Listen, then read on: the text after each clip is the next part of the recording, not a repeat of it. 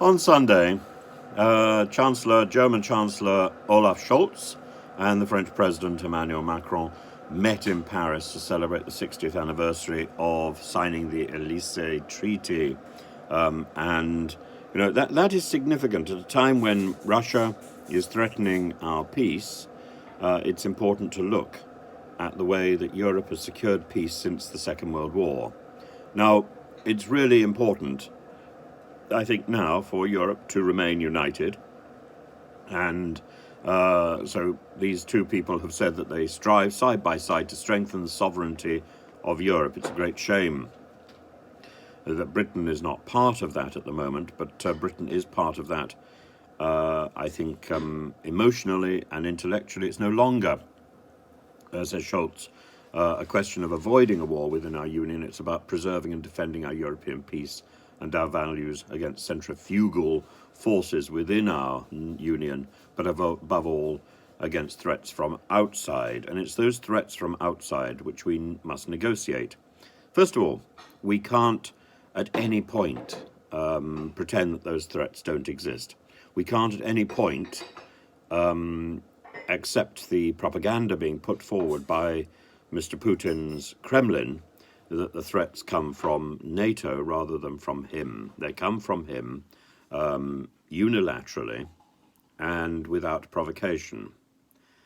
And it's important that we operate a sort of bifurcate, two-pronged approach to the war in Ukraine. On the one hand, we must absolutely and resolutely support President Zelensky and Ukraine in their efforts to defend their country from an aggressive and egregious invasion.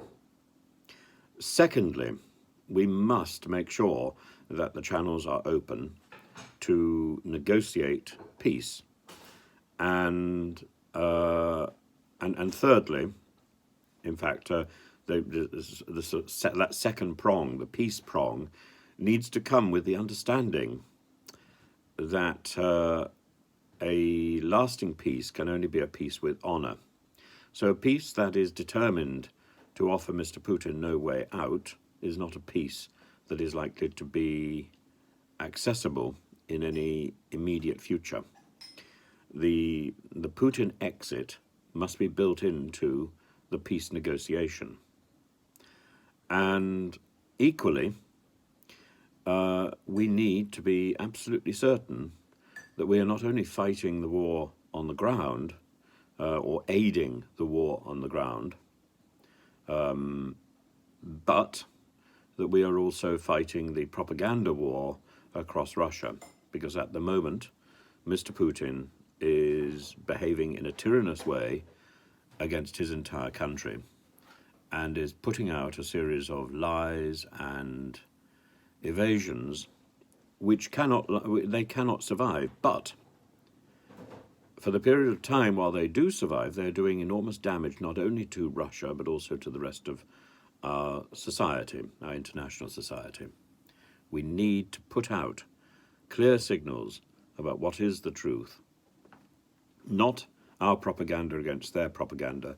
The idea that in any conflict there are two sides is a false idea which has been peddled rather too much in the last 70 years.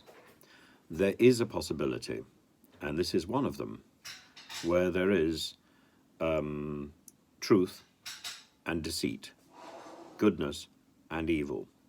Now, evil can always be turned round. I am absolutely convinced that Mr. Putin can be brought to his senses. But he's not brought to his senses by pretending that he is anything other than dicing with evil, but then pretending that he's anything other than behaving badly. Mr. Putin is behaving like an evil tyrant. Can Mr. Putin change? Of course he can. Will Mr. Putin change? I think it's unlikely. But we must live in hope. We must live in hope. And that hope can be kindled by the union, the friendship of others. We do not deal with evil by becoming evil ourselves. We deal with evil by promoting the things that are good. Friendship, alliances, positivity. That's how we deal with evil.